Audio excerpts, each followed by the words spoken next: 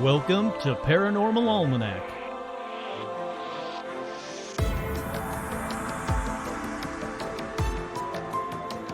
With your host, Kurt Sandvig.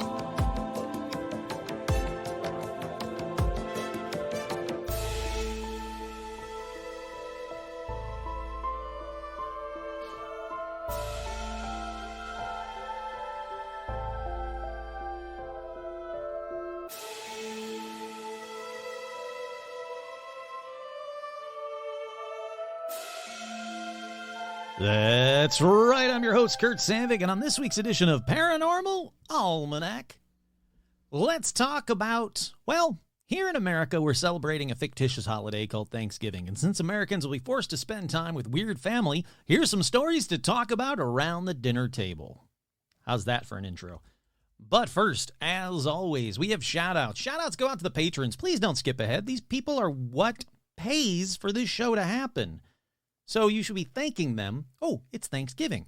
Thanking them. See, there's a theme here. Why don't we thank them all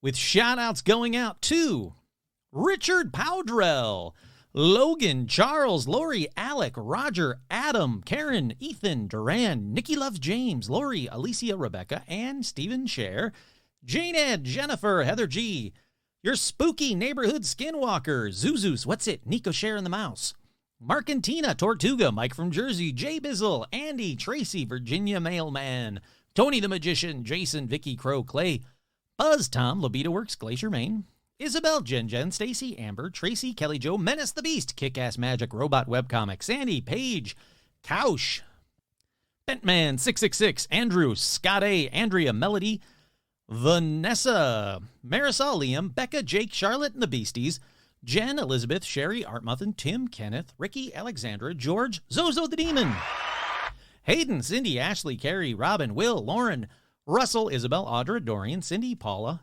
Jerry, Jeff T, Joe, Lawrence, the Lawrence Strawn, hey, howdy, hi, and happy Thanksgiving, Veronica, Autumn, J. Mark Manning, Carolyn, Ryan Loves Milena, Jade, Nanashi, Todd, Jamie, and Elijah Hendrickson. Jamie just sent me a photo of Snoopy and Woodstock eating a turkey. Woodstock is a bird eating a bird. What a horrific image she sent me for Thanksgiving. Dan, Laura Pitts, and Gamer Fan with two special shout-outs, as always, to Joe Teague and to my boy Stitch. Alrighty, let's get right on into paranormal news because, well, it's Thanksgiving. It's actually Thanksgiving morning, and I got stuff to do, so let's get right on into this. Strange things happen every day. Keep watch out and be on your way. That's just the way the universe moves. But now it's time for paranormal news. That's right. The first story in paranormal news is U.S. on the verge of catastrophic UFO leak? What we know. A retired U.S. Army colonel has said continuing to hide information about UFOs could have catastrophic consequences for America. Amid new claims, the government officials agreed to hold back top-secret research 20 years ago. Yeah, big surprise there. Colonel Carl E. Nell called on a Stanford University conference for a campaign plan that would force greater transparency and a Manhattan Project to reverse engineer recovered UFOs or unidentified anomalous phenomena. Washington insiders also heard about how in 2004, a CIA think tank, the Defense Intelligence Agency, and the Pentagon broadly agreed that information about UFOs should not be declassified, deeming the societal risks too great. The hell are you talking about, societal risks? All right, come here, Rum. Come up here. No? Oh, you gotta wait.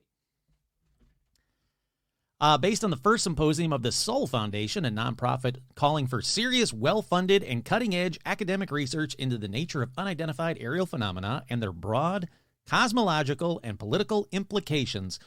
Whew, that's a sentence and a half. The event on Saturday heard from Colonel Nell, a former CIA scientist, Hal Puthoff, I don't know, made the allegations about the 2004 think tank discussions, which he said had erred towards not disclosing UFO research details to the public. Come here, Rum. Hi, sweetheart. Hi. That's right. Thanksgiving Day episode. We'll eat dinner. We'll have Thanksgiving later. Don't worry. All righty. Slides presented by Colonel Nell and published showed Nell's hopes that the disclosure about UAPs would be achieved by October 1st, 2030, admitting there was risk that his timeline targets could fall behind. That sucks. We got to wait another 7 years, a little over 6 years, maybe, until they might start declassifying stuff. They're pushing back again and again. It's ridiculous. In the slides, he argued that if the plan was achieved, we'd see proper oversight restored, catastrophic disclosure avoided, and scientific understanding advanced. Nell advocated for restoration of proper federal government oversight over all UAP legacy and ongoing programs, efforts, and transformative research and technology programs. Oh boy, this is a wordy article. Pentagon spokesperson Sue Gough has said, however, that it has no information that any individual has been harmed or killed as a result of providing information about UFO objects. Well, that's a laugh. She added that the Pentagon has not discovered any verifiable information to substantiate claims that any programs regarding the possession of reverse engineering of extraterrestrial materials have existed in the past or exist currently. Kurt here, which is exactly the opposite of what we found out during the House committee. So the left hand is not talking to the right hand or is trying to cover up what the right hand just said. It's ridiculous. That's about it for this article. It's a very wordy article, but it just angers me that, again, it sounds like we're going to have to wait yet again for the government to decide if we're ready to hear about UFOs. Guess what? Society is ready to hear about UFOs. Society already says UFOs are real. Stop saying it's going to have catastrophic collapse of society. No, it's not. The last time the government said, yep, we have UFOs and we have recovered crashed UFOs, everybody went, all right, and barely made a blip in the news. Let's get this out there. Let's be done with this. Alrighty, up next in paranormal news, India scrambles fighter jets to investigate UFO sighting as airport halts flights. Jets equipped with advanced sensors couldn't find UFO as evidence as airport ops grounded for hours. This past Sunday, India's Air Force scrambled 2 fighter jets to investigate the sighting of an unidentified flying object near an airport. An alert was issued by security forces after the UFO was reported from the northeastern state of Manipur about 2:30 p.m. local time. The Indian Air Force also halted flight operations at state capital Imphal International Airport for several hours. The object was, quote, visible with bare eyes. IAF activated its air defense response mechanism based on visual inputs from Imphal Airport. The small object was not seen thereafter. Indian authorities have not revealed specific details of their investigation about the UFO sighting, but a video on social media showed a small white dot on the skyline near the airport. Interesting. So they could see it, but it just took off or disappeared. Yeah, that seems about right. Up next in paranormal news. Oh, don't you cover me up with, there we go. UFO whistleblower David Grouch hints, okay, go away. Why won't you stop showing me this? Here we go. UFO whistleblower David Grouch hints to Joe Rogan that Obama told him aliens exist. Now, you really have to read into what he said. It's not worth listening to that episode or Joe Rogan ever, in my personal opinion. But he did say that, let's see, where's the actual thing? We are not alone. I know with 100% certainty. I talk to the highest of the high people you could possibly talk to if you catch my drift. The phenomenon is real. It's been going on for thousands of years. There, I saved you a whole bunch of time. Yeah, all right, that's cool. I wish I could tell you a little bit more about, like, if he would have said Obama told me that, I would have been more inclined to read you that entire article because that's impressive. But he didn't. He said the highest of the high, if you catch my drift. Now, just say it, man. The Manipur UFO sighting, all we know so far about the unidentified object isn't much. Here we go. Here's all they know. An official release received a message from the Central Industrial Security Force, CISF, at 2:30 p.m. about sightings of a UFO near the airport. The official told PTI the UFO was visible with bare eyes moving westward of the airfield until 4 p.m. Among the diverted flights was the Kolkata to Impal Indigo Airlines flight, which was sent to another another airport after a 25-minute holdup. Delayed flights were, however, held up for at least 3 hours amid the UFO sighting. So, again, not a lot that they know about, but a lot of people are reporting about it, and I think that's cool. We need more and more people to keep reporting it. Up next in paranormal news, did I really see what I thought I did? Harrisonburg man shares UFO sightings. That's right, Harrisonburg, Virginia. While driving in Harrisonburg on Sunday evening, one man said he saw 3 objects in the sky that caused him to stop driving and pull his car over. After reaching out to WHSV to see if anyone else saw the same thing, he shared his story. The sighting happened around 5:15 p.m. on Sunday, November 19th, and Lauren had just left the Valley View Mall area and was on the Neff Avenue heading towards Port Republic Road. As he was driving, he looked up and saw something and said something caught his eye.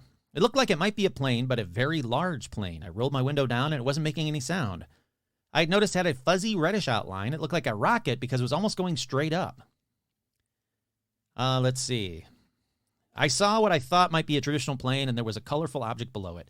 I decided to quickly take a photo before they disappeared. After about 5 to 10 seconds, I was able to stop. Come here. Come up. Hop up. Come up. There you go. Hi, Rum. I was able to stop and get my cell phone out, and both objects were gone. It was definitely a silvery plane-shaped or tube-shaped object, and there was something below it. They looked into it, and no one could say what it was that he saw. There was no flights in the area.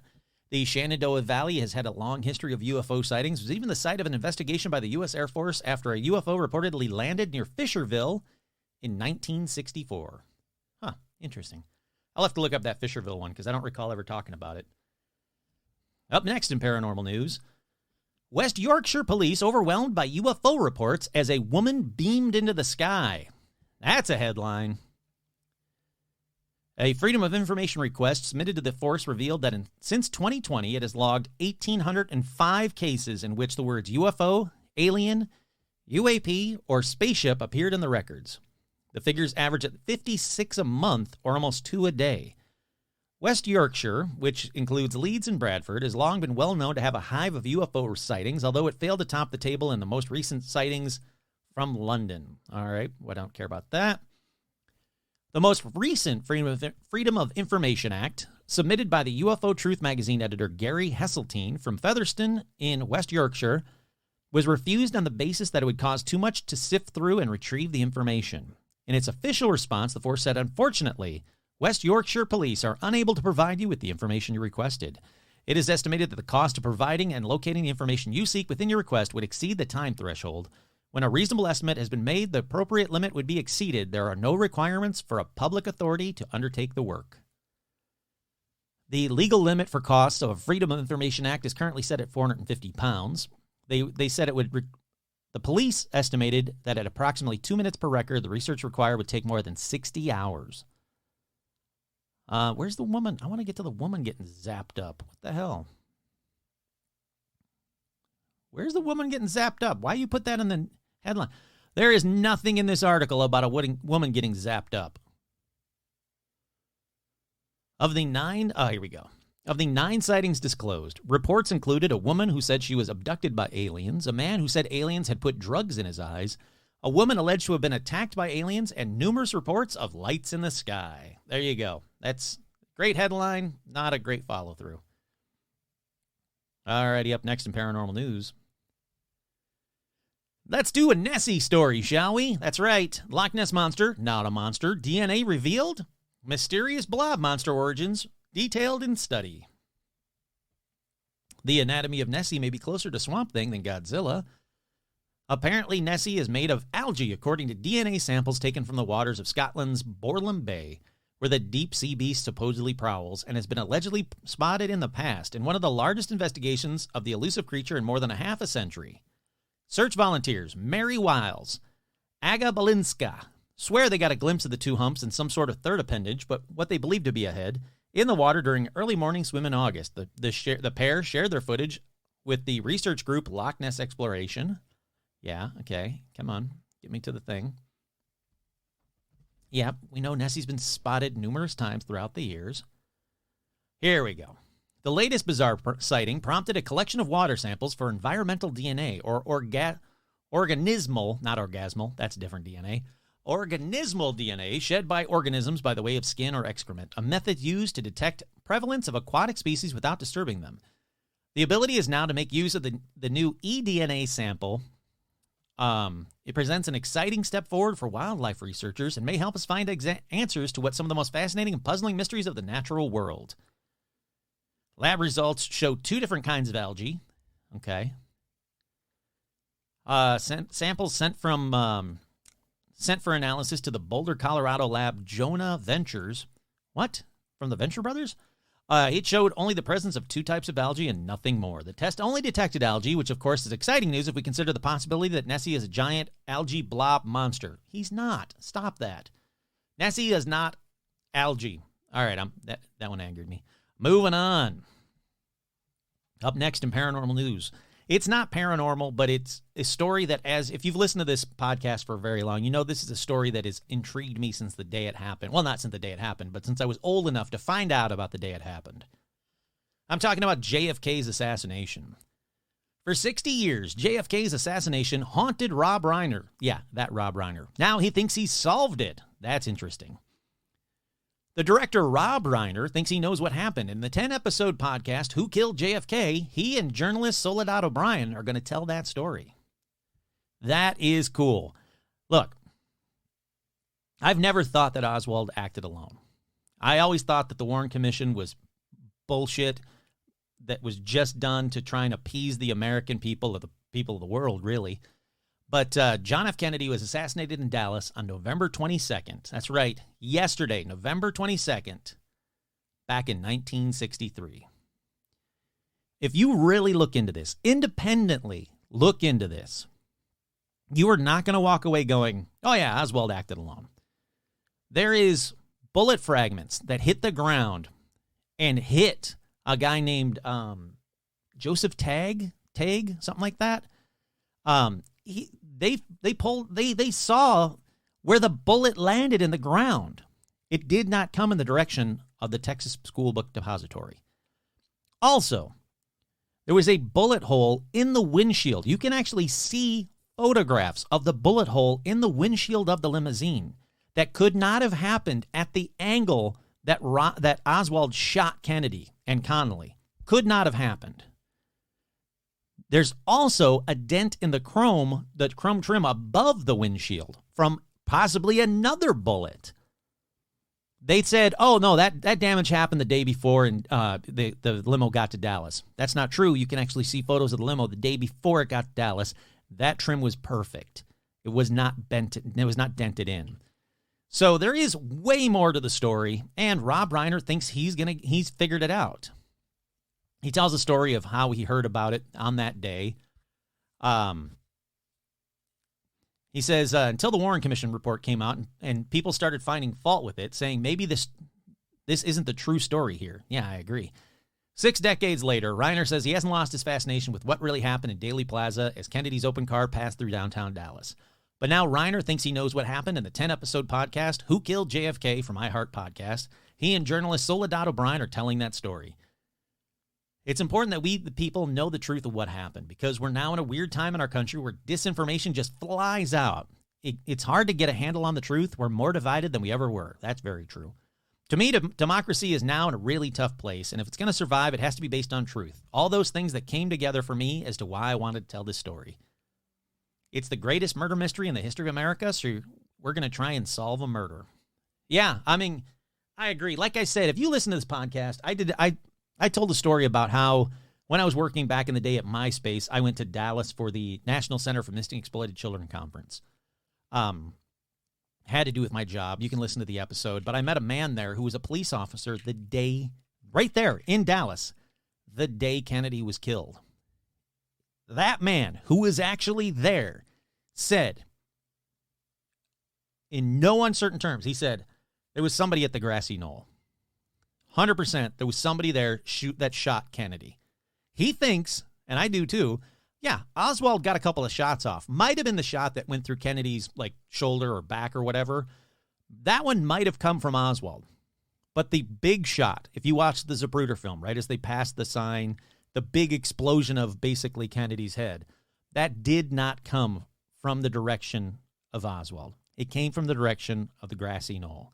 And that angle would account for the bullet hole in the windshield, the dent above the trim, above the windshield. It accounts for everything. It counts for the bullet in the ground that was found by a police officer. A woman said, hey, look, there's a little she said it looked like a little like a groundhog kind of like trail in the ground. And she called a police officer over and said, no, that's a bullet direction. So they found the actual bullet by a manhole cover.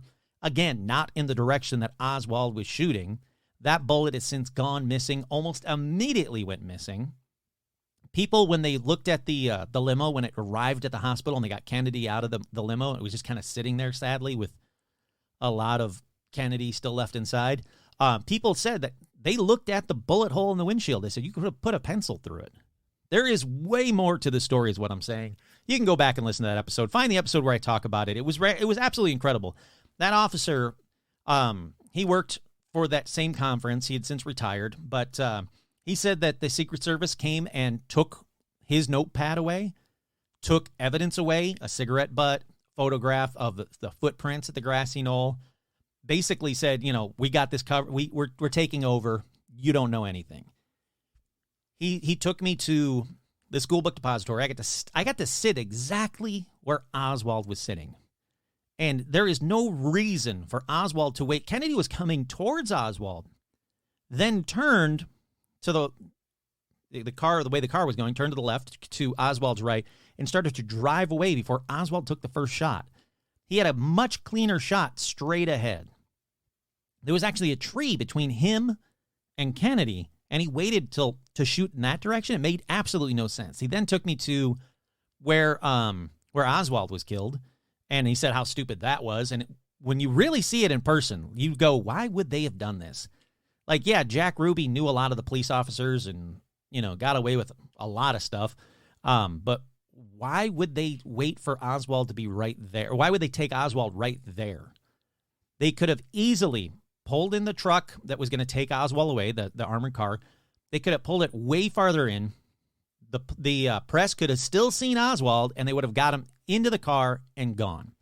So there's so much more to this story. I'm so excited to listen to this Reiner episode, this Reiner podcast, I should say. But the article goes on to say that, he was the first time he ever saw the Zapruder film when that was put on air and, blew people's minds. So he says he's not going to spoil who killed Kennedy. He says he'll share a hint or two. He says, I'm very confident in the conspiracy part of it, that I'm 100% confident on exactly who did what. We make our best guess based on all the information we have. We name the shooters, he says. We name the position the shooters were in. So I'm already on board. Some people say there were 4. Others say 5. I'm still wrestling with that. But based on the forensics, we know there were 4. That's a bold statement. That's a really bold statement. I've never heard 4 shooters. I've heard theories that it was a Secret Service agent in the back, like in the car that was following the limo, that accidentally shot off a automatic rifle. That doesn't hold any water. Doesn't hold any water at all. I've heard that it was the driver of the limo. No, that's been disproven so many times. I can see there being more than 2 shooters. Oswald, the grassy knoll, and maybe someone from the front. That would explain the windshield as well. But I don't know. I've never heard 4, maybe even 5. He says there's one more thing, a teaser of revelations to come. We say in the podcast for sure, there was somebody up on the 6th floor, and there were people. There was somebody firing from the 6th floor. I'm going to ask you this question. Why did the first shot miss? That's a key to what our theory is. That's all I'm going to tell you. But the first shot missed. It missed the motorcade altogether. And that is true. It did miss completely. Some people say it hit the tree that was between Oswald and Kennedy. I'm kind of on that theory. There was damage to the tree. I could see that being the reason that bullet went astray. And maybe that possibly the bullet hit the tree, then hit the ground. And that's what hit whatever his name is, Joseph Tagg. It's weird also that there's so many people out there that know that, yeah, Kennedy got hit. Connolly got hit. You know, the magic bullet theory and all that jazz. Kennedy got hit. Connolly got hit. But there was a third person that got hit that day. Joseph Tagg. I think that's his name. I should probably look that up before I continue on saying that same name over and over again. But I'm almost confident that's his name. James Tagg. Sorry, James Tagg. I know everybody's screaming at me right now. It's James, not Joseph. Stop saying Joseph. James Tagg. He received a minor wound to his right cheek caused by tiny pieces of either concrete debris or bullet fragments from a street curb. And there are photos that you can see online of the actual street curb. There's photos of where James Tagg was standing at that time. It's a really interesting thing. I cannot wait to hear this. I know I went off on a huge tangent on this one, but I absolutely love everything about, well, not everything about the Kennedy assassination. The assassination part was shitty, but I love everything about the mystery. I don't believe the official story, and I can't wait to listen to that podcast. All right, let's move on. Last story in paranormal news. Let's get into the podcast episode. North Carolina Museum features haunted dolls and other paranormal items. Cool. The Cryptozoology and Paranormal Museum, Cryptozoology and Paranormal Museum in North Carolina. It has a Mrs. Beasley, a doll believed to be haunted. It has clown. There's also a clown whose eyes and mouth change in its reflection. It has the clown that gave night terrors. Its eyes and mouth move in the reflections. So yeah, if you're in the area, go see. They've got dolls. They got a lot of dolls. They got a lot of cool, crazy stuff at the Cryptozoology and Paranormal Museum in North Carolina. Yeah, and it also talks about like Bigfoot and Nessie and all that stuff, but that's okay. That about does it for paranormal news. Head on over to tpublic.com/stores/paranormal-almanac. If you're looking for a career, Whoa, what a company the hell is dedicated that? to the well-being. Whoa, I don't know where that even came from. Head on over to tpublic.com/stores with an S /paranormal-almanac and check out all of the paranormal merchandise that you can buy for this very show, Paranormal Almanac.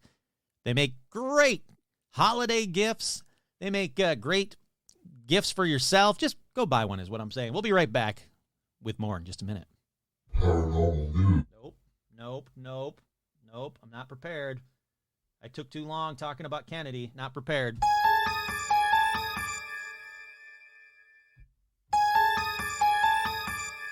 We are back. And sure, we all know that Mothman, he's got a fantastic ass.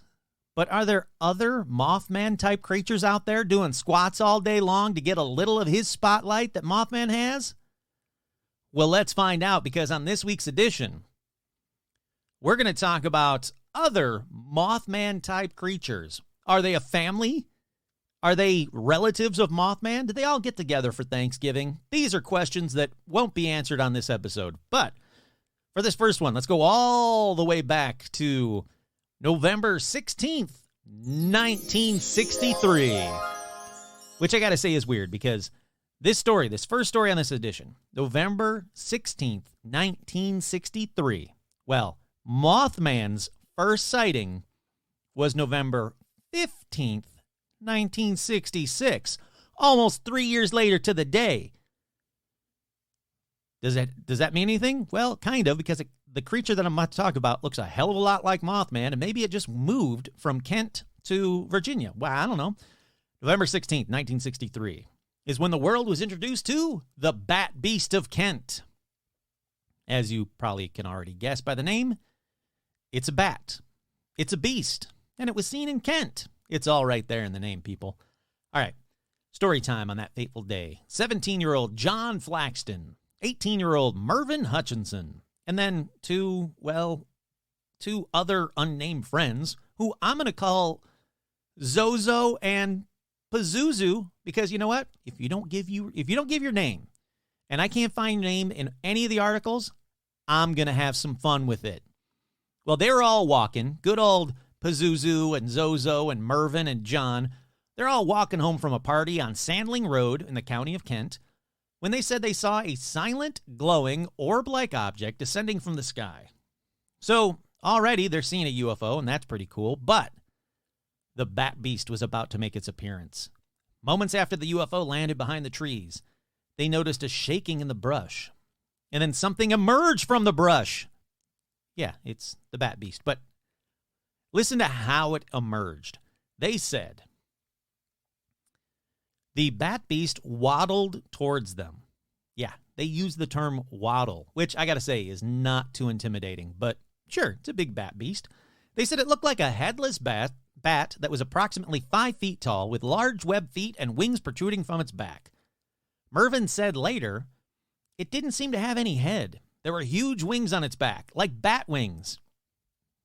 So, yeah, they all run away from the waddling, headless bat thing and then ran straight to the police station. John said when the bat beast appeared, he felt cold all over, but nobody else had that feeling. Pazuzu and Zozo, they didn't say any of that. The police made the report, but didn't believe the kids. They didn't even believe Zozo or Pazuzu. They didn't believe any of them. Then, November 21st, same year, just a few days later, Keith Croucher said he too had seen an oddly shaped craft hovering over the local soccer field not far from where the four had their encounter. Then, November 23rd, John McGoldrick. He decided the reports were too weird to be ignored, so he and his partner went down to the location where they found 3 quote-unquote footprints, each 24 inches long and 9 inches across, deep into the woods. He also stated they had stumbled upon an area where the weeds and plants had been flattened by something big and heavy. The press found out about the discovery, and on December 11th, a newsman accompanied John back to the scene where the reporter said they didn't see the beast or the UFO, but the thickets were still bathed in an eerie glow, which continued for some days before subsiding. The story went worldwide. It was reported in a bunch of newspapers, as well as a 1971 issue of Flying Saucer Review under the title, The Saltwood Mystery, due to its proximity to that area. But the Bat Beast of Kent was never seen again. Maybe? Now, I say maybe because nearby, there was a creature called the Owl Man that has been seen since the 20s. And while it's not close, it's close enough that people wonder if the two creatures are maybe related. See? Mothman family. So we move on to the next story. It's called The Owl Man of Mountain Wood. I always say road. Mountain Wood. Or the shittier name, the Death Raptor. Now it's been described as a gray, dark, brown-feathered, 5 to 6 foot tall creature. Its feet are clawed with a hybrid owl/human-like features and a wingspan of approximately 10 feet wide. It also lets off a loud hissing or maybe screeching sound, and its large eyes glow a fiery crimson red. Now, for this first one, we go back to 1926. It was reported by the Cornish Echo newspaper that said that 2 boys had been chased by what was described as a very large and ferocious bird. Now, the boys managed to escape and took cover behind a large steel grating. Then, when the coast was clear, they kind of ran home. They told their parents what happened. Now, the next sighting that I could find happened in April of 1976. Now, there are a bunch of grain of salt stories that don't have any dates or any details or are just kind of like creepypasta, total BS kind of stuff, so I'm skipping over them. So April 1976 is the next one where I'm like, okay, this is an interesting story. It has facts, it has dates, it has people. April 1976, June and Vicky Melling, age 9 and 12, and their family were on their Easter break in Mounan Smith when they saw a Birdman hovering over the tower of the Mounan Old Church. Look, if it's not pronounced Mounan and it's actually like, you're pronouncing it wrong, it's pronounced Moon, I don't care. So the old church is really important because there's a lot of weird sightings throughout 100 years around the church, from glowing orbs, UFOs, and now a Birdman. They said they were so frightened by the incident, they cut the family holiday short by 3 days. The family drove to the local police station where the 2 girls were separated and asked to give testimony and draw what they saw. And, well, guess what? They basically drew and said the exact same thing. Kurt here. If you're going like, well, I want to see what they drew, it looks like a drawing of an owl man done by a 9 or 12-year-old. You can look up the Owl Man of Mountain Road or whatever, Mountain Wood, and you'll see the drawings. Looks like an owl man. They did a good drawing. Their father, Don Melling, gave a sketch that June had done to Tony Doc Shields. Whew. This dude, well, I was going to say batshit crazy, but I'll just say this dude is owl man crazy. Kind of keeping with the theme. Here's a small piece from his wiki page. That's right. Tony Doc Shields has a wiki page, but Paranormal Almanac does not. Someone get on that. Make a Paranormal Almanac wiki page, would you please? I don't want to be upstaged by Tony Doc Shields. All right. This is from Tony Doc Shields' wiki page. He began, quote, invoking the monsters with the aid of a coven of nude witches. His attempts to raise Morgower, the Cornish sea monster, were covered by BBC TV, Fortean Times, local newspapers, and appeared in national newspapers such as The Reveal and the News of the World. At around the same time, he reported on sightings of the Owl Man of Mountain. In 1977, he obtained photos claimed to be that of the Loch Ness Monster, Kurt here, not a monster, which appeared on the front page of the Daily Mirror newspaper. This and his associated Monster Mind experiment appeared in other media outlets, including the Daily Telegraph and Radio 1's Newsbeat. More about him from another article. Doc Shields, if you're unfamiliar with him, you'll probably know him. I probably do, it says, is Britain's best-known surrealist, magician, illusionist, prankster, hoaxer, trickster figure, artist. Naked witches with sigils were photographed in wild, various locations in Cornwall, and Owlman and Morgower were repeatedly seen, quote-unquote, by people who knew nothing of Shields' surreal alchemy, is what he called it. Meanwhile, Shields and his unusual family kept performing, and his art kept a-comin'.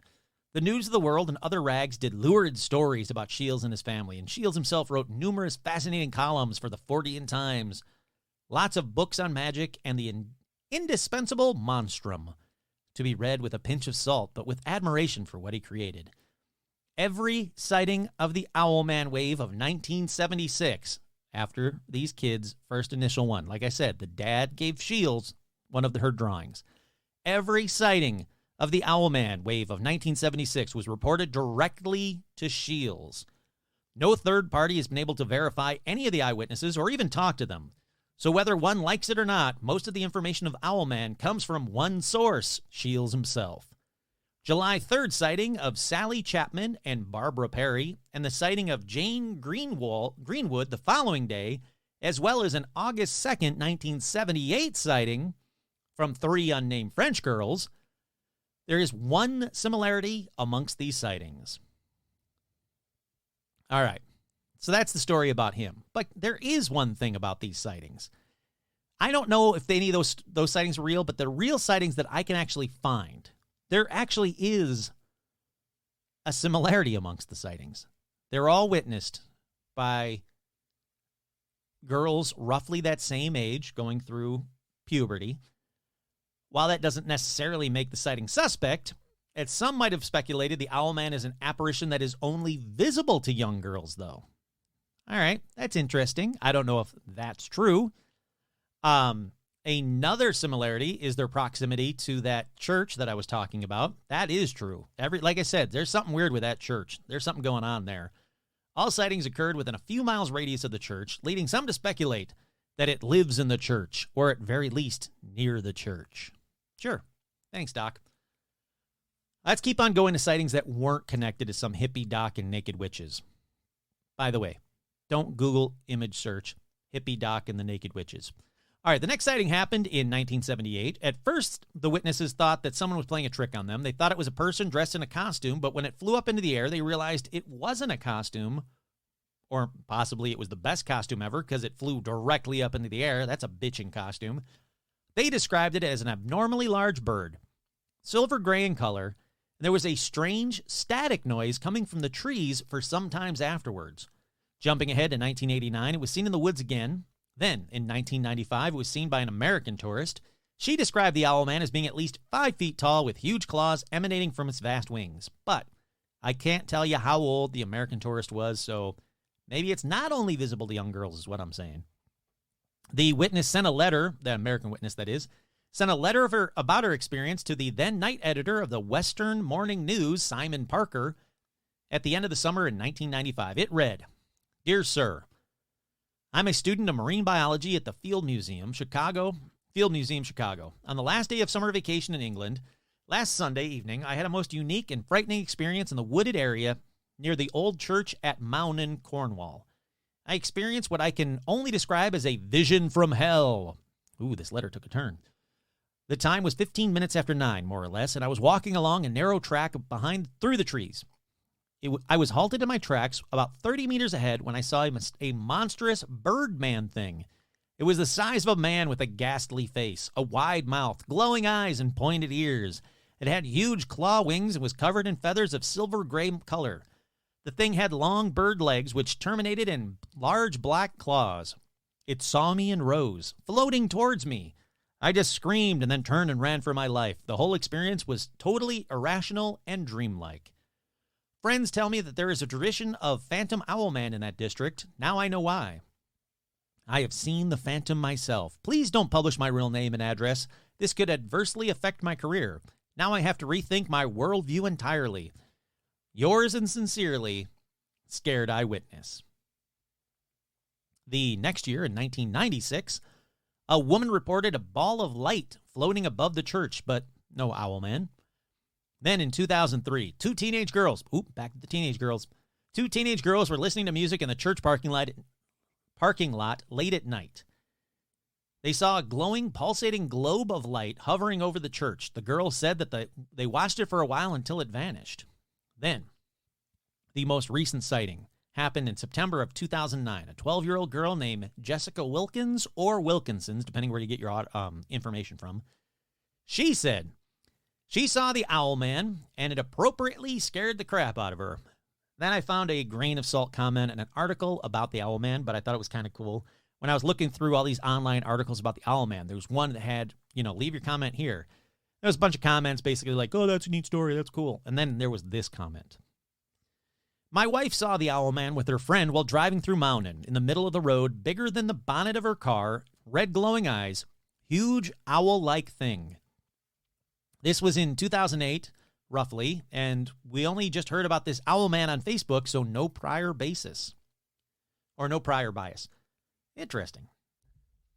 So, is it Mothman? And Mothman was just like, "I don't like being called the Bat Beast of Kent," and flew to America? Or maybe he was in America just on like a vacation. Maybe he lives in Kent and just flew over there. I don't know.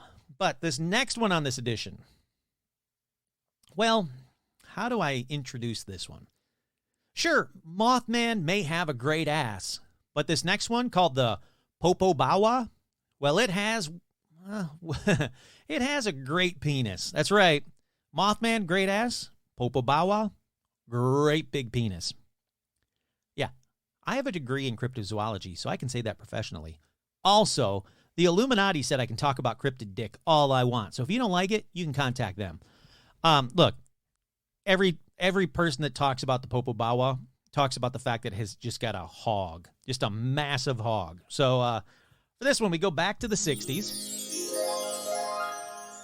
On the islands off the coast of Tanzania, where people have talked about being attacked by a mysterious creature called the Popobawa, which, and here's where I get my source information about the dick. The Popobawa is a shapeshifter, often described as having an enormous penis. So next time you want to say like hung like a horse, I recommend saying hung like a Popobawa. Also, this one right here, the Popobawa, that's your fun fact to share at Thanksgiving table this year. Hey, Grandma, pass the yams. Also, did you know there's a cryptid called the Popobawa that has a huge dick? Happy Thanksgiving, everyone. Alrighty, so the Popobawa, which translates literally as batwing, which I would love to know what the translation for giant dick is in that language, but it doesn't matter. Batwing is the name of an evil spirit or Shaitani which is believed by residents of Zanzibar to have first appeared to the Tanzanian island of Pemba, where it attacked at night. Every night it was attacking at night, and it attacks men, women, and children. It's going to get bad. I'm warning you now. This story is about to turn. It's said that it may attack all the members of a household, either a poltergeist-like attack with sulfur smell, or a physical attack, or, here's your warning, or the Popo Bawa anally rapes everyone in the house before going on to another house in the neighborhood. Wow. It is said that both men and women have been, let's just call it anal probed by the Popo Bawa. It gets even worse. Victims of the Popo Bawa are often urged to tell others that they have been assaulted, or they may be threatened with repeat visits by the Popo Bawa and its anal probing if they do not. Oh, this thing's messed up. It said the Popo Bawa will visit you again, staying longer and attacking you more violently, anal probably, on each subsequent visit if you don't tell others about your anal probe. This thing's got a weird kink. It's also particularly fond of attacking Popo Bawa non-believers. So you gotta believe, people. Clap your ass cheeks together if you believe. What a very, very, very bizarre creature. Here's a quick article about the Popo Bawa. I don't think I'm going to read it all, but in February of 1995, during the holy month of Ramadan, a collective panic caused by the presumed presence of a shape-shifting spirit took hold of the island of Zanzibar. In local folklore, the Popo Bawa, or Batwing in Swahili, is an evil spirit that descends on people in the night and casts a harmful shadow. It's said to enter rooms where people are sleeping to carry out acts of violence on innocent victims. People who were reported being visited by the Popo Bawa recall frightening apparitions preceded by an unpleasant smell. While under the influence of the spirit, they were in a state of lucid wakefulness but unable to move their limbs, a type of sleep paralysis and out-of-body experience. The harm inflicted by the Popo Bawa ranged from suffocation to anal rape of men and women, according to those who have reported encounters. The spirit would also force the victims to report what happened to them to their village community, threatening to come back if they didn't obey. Oof. There have been incidents of the Popo Bawa panic on Zanzibar and neighboring Pemba Island before, but the outbreak of the communal panic in the 1990s was the biggest one. Since 1995, only a couple bouts of Popo Bawa have been reported in 2000 and in 2007. They think it might go all the way back to the 19th century. It just keeps going on and on and on and on and on. What a messed up cryptid. Not one of my favorite cryptids. In fact, if they have a Popo Bawa patch, I don't even think I'd put it on my jacket. Yeah, I said it, Popo Bawa. I'm looking for a Popo Bawa patch as I say this. Oh, they do have Popo Bawa patches. They're kind of cool looking. But still, I can't do some, oh my God. If you type in Popo Bawa patch and then Google image search it, there is a very well-endowed drawing of the Popo Bawa. So, he's got a big dick. They weren't lying. Alrighty, for this less rapey Mothman relative, let's go to Germany for the next one, to the Freiburg Shrieker. I don't think it's Freiburg. I think it's Freiburg. There's a lot of people online that say Freiburg, but I'm going with Freiburg. It's a quick one. With only one sighting, we go back to 1978, September of 1978 to be exact, for this one, when miners turned up, miners like people in a coal mine, not like kids, when miners turned up for a typical day at the unnamed mine, when they discovered a black winged creature blocking the entrance, which is odd because they didn't leave a black winged creature at the entrance to the unnamed mine when they left work the day before, but for some reason in this story, the miners go, weird. There's a ginormous black-winged creature that's blocking the entrance to our work. Let's just walk towards it. So they all start walking towards the black-winged creature blocking the unnamed mine, but when they did, it let out a loud scream, a shriek, you might say. They felt as though it was warning them off, so they decided to not go into the unnamed mine, and they ran away to a safe distance. The bat thing is just standing there, blocking the mine, shrieking its head off. And they waited an hour to see if it would just fly away when all of a sudden, a huge explosion was heard deep in the mines. The very mines they should have been working in. Turns out, the shrieker saved their lives. Look, let me just say, I looked into this thing a lot. There are no names. There are no news stories. There's no real info about this one, and I wanted to discount this one entirely, especially when I searched for mine accidents in Germany in 1978. And when you know it, I couldn't find any. That's right. Cool story, but I can't find any record of a mine explosion in the Freiburg area, the Freiburg area, whatever area in Germany during September of 1978. I even went to the trouble of searching in German. So I'm going to say, until a miner that was there that day comes forward with proof that they worked in this mine in 1978 and saw the shrieker, I am not going to believe this one. So we're going to move on to the last Mothman relative on this list. It's another short one, a really short one. It's the China's man dragon. We go back to January 19th, 1926, when the man dragon was seen by several people in the region of the, I forgot to look this up, Shanti Dam in China. Sure, right. It's a dam. Basically, it's Shanti Dam. I think that's how it's pronounced. The dam suffered a massive structure failure and collapsed, sending over 40 billion gallons of water down into the farming villages below. Legends say, and I say legend because, again, facts are hard to find for this one, but legends say several villages were entirely destroyed when the water finally drained, and the death toll was estimated to be over 15,000 people. So, they saw the man dragon over the dam. Right afterwards, the dam blows or whatever, and then 40 billion gallons of water go raining down into the farming villages, killing 15,000 people. So I guess much like Mothman, the man dragon didn't really do a lot to stop the disaster from happening. How about letting out a shriek like the German one? Or how about you have a huge... actually, don't do anything the Tanzanian one did. Yeah, so that's all there is about the man dragon. I was trying to find out more information. There's really no information about it. It should have been written about. It was 1926. It does seem like there might have been a dam incident that happened, but I couldn't find out anything about when all of a sudden the man dragon popped into the story. So, yeah, I don't know. What do you guys think? Let's stop there for right now. Which Mothman relative would you like to see? Hopefully it's not the Tanzanian one. Which do you believe is real? Do you think any of these are real? Do you think that the Tanzanian one is a grower, not a shower? I don't know. Once again, I'm your host, Kurt Sandvik, and this has been another edition of Paranormal Almanac.